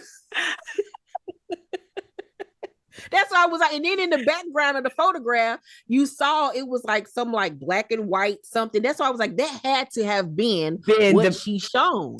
Nobody's putting that together in a collage like and faking it. That had to been what was shown. I know Bravo better let us see it. Like, don't cut that. Like, we need to see, because now you done hyped it up. Yeah, I mean, really. And like I said, it's nothing not to show, because they can easily show it like I did and just blur out that part. Out the, yeah. Because I will never forget years ago on OC when Slade Smiley did a comedy set or something, and he got up there and showed a picture of a pig and said that it was Vicky. It was Vicky, and I was like, nah, that's fucked up. Like, that was fucked up. That's harassment. That's harassment. The fact that you watch OC, I love it. I'm so looking forward to this season. Okay, we're gonna have to. Okay, yeah, we're gonna have to talk about that, because that girl, I'm looking forward. You drove your car into a house. Girl, when she ordered the alcohol on camera, I was like, I said, Shannon, what the fuck are you doing? Right. What are you doing, bro? Like, have you not learned anything? At least, like, because I'm like you said, we're supposed to be following their real life. But I think in my real life, I would say, I'm not going to order this on camera. How about for legal purposes? Whatever. Like, the hell is you doing, girl? But I still, to this day, don't understand how anybody befriends Tamara. That's what a girl I have always said, because she's going, like, Tamara is for Tamara, and Tamara is for herself. Now, this is when I always felt like Tamara needed to go before they had actually fired her the first time. I will never, ever, ever forget this episode when she was on Watch What Happens Live. And she said on Watch What Happens Live, this is when she had a bob, and her hair was so good back then. Yes, it did. Yep. And she said, I'm playing a character. Yes. To me, it's like, and we don't want to hear that. So you're admitting that you're not even being your authentic self. And then for her to say that on camera in front of her boss, well, then you need to go, because you're not being real. First of all, you're just doing shit to be doing it. And Tamara has had the same stew stirring that she's been doing for years, where she acts like she's somebody's friend. She gets close to them. She learns all their tea, and then she immediately uses it against them and acts like they're this horrible person and all of this stuff. And if you paid attention, ever since she and Eddie got together, what storyline has she had about herself? Not none. There. Eddie and that heart thing for a little minute, them redoing that house and losing Cut Fitness. That's it. That is it. Yep. That's it. She uses everybody else's storyline as her focus to keep the focus on them, while still keeping her in the mix. Exactly. And I'm like her and Alexis Bellino being friends now. Girl, you know, she was just on her and Teddy's podcast. The fakeness of it all. It's the fakeness of it all. And it makes me wonder if Alexis is going to end up, depending on how the season goes, come back as a housewife. Like, is this her test? I don't know. But that whole situation with her and John and Shannon is so trifling. Like, I understand you and Shannon aren't friends. You don't owe her anything. But first of all, they just broke up. Why even involve yourself in something like that? And then he looked like another Slade Smiley. Yes. Like, what are you doing? Like, and her calling him Johnny just makes me like, oh, because she calls him Johnny. Girl, I simply cannot. Love y'all. If y'all have not watched Keisha's video, she rates their looks. Girl, you had me screaming with the what I say, I don't even know what I be saying after that. Girl, you talked about with Tamara's dress and then her hair, like how her bob was, how it started. You were like, it's kind of curly, kind of straight, kind of. I don't know what this is. It was I don't know what that was. Literally, it was like a mop. I was like, what happened? And then I so agreed. Before you said it, I knew what you were going to say. When you got to the new girl, you were like, she's giving face. She's pretty. I like her dress. I just wish her hair. And I was like, she going to say bone straight. And you said bone straight, because it would have that would have served. Yeah, it was too big. It was too much hair. It was too much all over. And then you talked about, whose dress did you say was an Hervé Leger? Oh my gosh. Oh, it was Heather. It was okay. What's Heather? From 2010. Literally. You said we have been there. I was like, why you got on this old Hervé dress? Like, what is going on? I was like, Keisha, I haven't learned my lesson, because I was actually watched that when I was at the track too. But by the time I finished, I was leaving and was able to look down at the new girl's dress. And I was like, oh, I knew she was going to say straight hair. But girl, you had me hollering when you was talking about Tamara and that hair. It should have either been a bob or not a bob, but just, and Gina did she did better than I thought. It was, but I saw what you meant about the hair. You said it looked like she did her hair. It did, like she just said, okay, let me put this in a ponytail real quick. I was like, and you paid for that? Oh, okay. That was a choice. All right. And then Emily and Tamara. I can't. Where'd that come from? Like, what? I just can't. There's something about Emily. And listen, us as Black women watching these white shows. Yes. And us as Black women watching these white shows. Let's just say when 2020 and the Bravo Reckoning came out, a lot of us Black viewers were not surprised at the belief of these white folks. We just know we operate watching these shows like we operate in life. I know what you probably are. I'm just going to mind my business. And so watching the show, we're able to separate that because we already know. There's something about Emily, this Innocence Project. But then it dawned on me, you know what? The Innocence Project isn't just Black folks, because I felt like it was fake. I felt like her meeting on camera with that Black man last year, I don't believe that she has anything near, like, around Black Lives Matter. I just don't believe it. And so something with Emily always rings so false to me. I've really tried to, like, give her a chance. But when I saw, and we haven't seen the season, but when I saw I feel like she wants an issue with Heather. When I saw the preview of her saying, Heather, I feel like Heather thinks of me as the big girl. Has she told you that? Because it was Tamara that called you. What did Tamara call her? Snuffleupagus, or one of them? In Shrek? Yeah. Yeah, it was Snuffleupagus. Yeah. So now you crying. You've never been fat. You've always been thick. And now we're going to use, this is going to be your story. Here we go. Like, okay. I'm like, girl, but I'm gonna go yourself. Right. I'm gonna go into it with an open mind. I'm really gonna try, but there's just something about her that just rubs me wrong, and I don't know what it is. So I'm gonna try though. I'm definitely gonna try. I will say she looked good. She doing it. I'll come across her Instagram videos and I'll like, because girl, you doing it. I'm gonna see, because I feel like she looked better with her hips and her butt. I do. Okay. Everybody ain't meant to be real thin. Now you're right about that. You right. Everybody is not. You just look big because your husband is Danny DeVito. That's the reason why you big. You decided to marry this little bitty teapot. That's why, girl.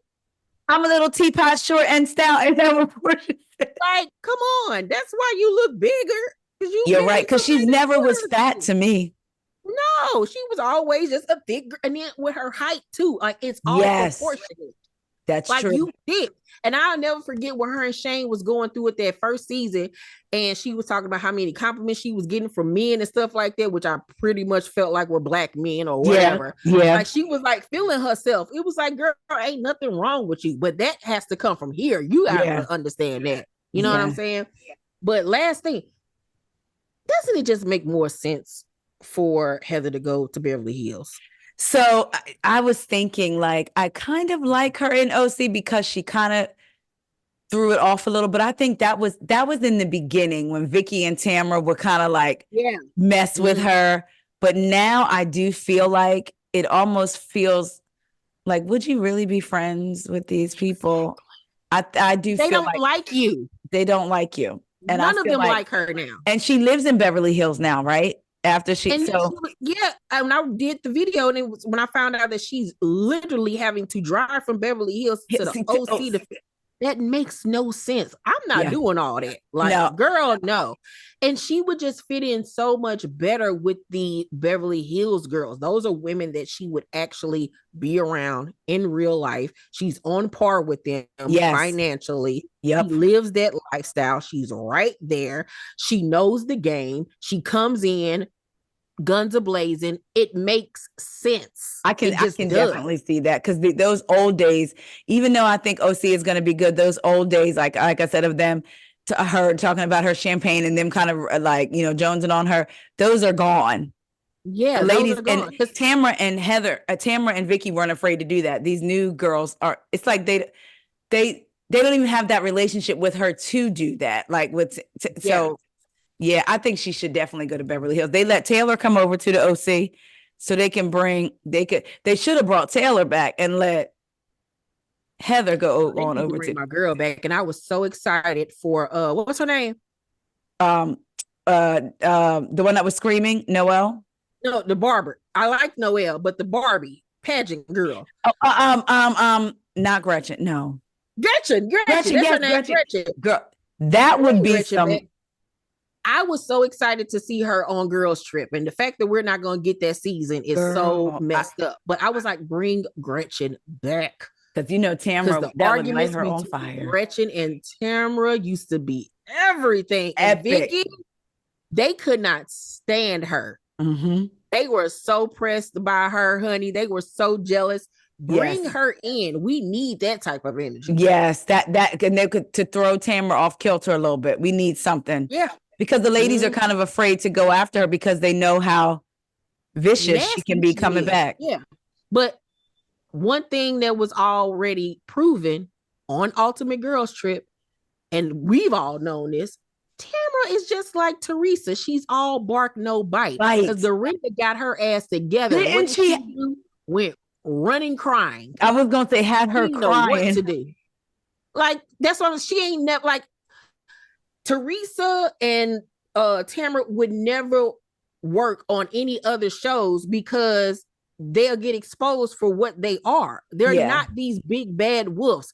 They would never be able to go up against a Dorinda or whatever and win. Yep. Yeah. If you paid attention to Teresa on Ultimate Girls Trip, she was so meek. She was so, yep.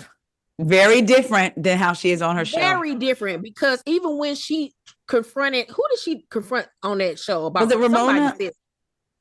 Or no? Might have been, but she was so nice about it. Yes, it was very different. It was. She was like, she can do that on her show, but she knows she can't do that with everybody because she'll get cussed the fuck out. Period. Ain't nobody scared of you, girl. Like, girl, bye. Yes, you're right. She know that she can do that over there in Jersey, but over here, you're not coming over here to do that. No. She will get cussed out, and that's what she got from Dorinda, and she didn't know what to do, honey. She ran to that room crying. Yes, and Dorinda just carried on, child. Like, carried on about her business and went on, honey. Like, no. Oh my gosh, Keisha, I love you. I know I keep saying it, but this was so much fun. And I can't wait. It's crazy because I'm gonna get off of here and then have you in my ear. Anyway, like, and I have to do this right now. I need to shout out my boo Dan, who watches. Dan loves baddies. He has been basically low-key threatening me for the last 2 years to watch. So I just want Dan to know that I am going to watch, but I watch Keisha's reviews, even though I don't watch the show. Well, get it, girl. Just imagine if they got down on baddies on Housewives, it'd be so much different if they were just able to fight. Ooh, if they were just able to fight. It would be almost like the old Love and Hip Hop. We knew they was going to fight when the music was like when the beat would drop, it'd be like, there they go. Yes. There they go. Yes, Teresa's and the Nene's of the world would not exist because they would have got boom bopped a long time ago. Okay. Yeah. So I just need Dan to know that. So I'm gonna send Dan your links to watch your review of Baddies because he's telling me I need to watch.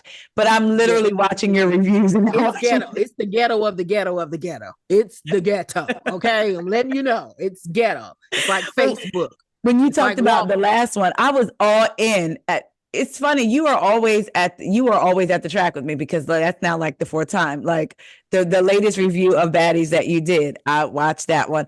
Like I said, the only one I could put a face to is Natalie Nunn, but I still was interested in the story. I was like, okay, and it's probably because of the way you tell it, of course. But yes. So Dan, make sure you go watch Keisha's Baddies. So I'm one step closer, Dan, to Baddies by way of Keisha, aka Color Me Pynk, PYNK. And again, I'm sure if y'all watch me, y'all probably watch Keisha. But if not, just I'm gonna put her link in the YouTube description. And if you're listening via audio, it will all of her information will be in the audio box. So y'all can check out her books, her movie, all of that. Like I said, Keisha is a woman of many talents. She does her clothing hauls, which are all what Keisha can dress, her hair, her makeup, like all of that stuff. So I appreciate you coming. We're going to have to also talk about Love and Marriage DC if it comes back for season 2. Girl. I mean, for season 3. Because I watched you, I went on Winter and Ashley's live. You were the way you handled that, because it was like a little bit chaotic.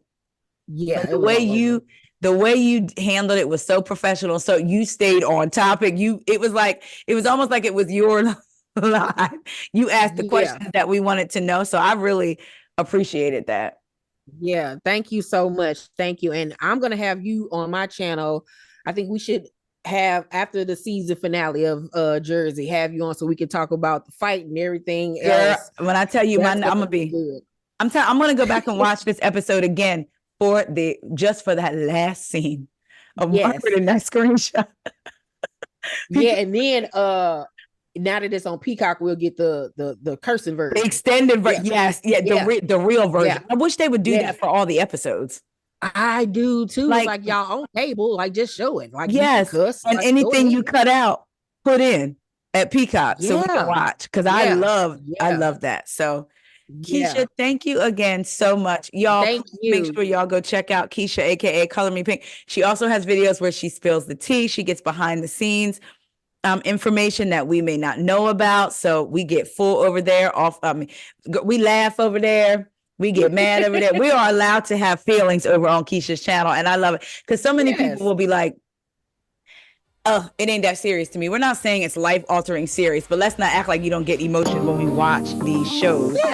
So we're allowed to have our feelings over with Color Me Pynk, aka Keisha's channel. So y'all, thank y'all so much for watching. Listen, if y'all don't agree with us, we are okay with respectful discourse. You don't need to be disrespectful. You can be respectful and disagreeing with us.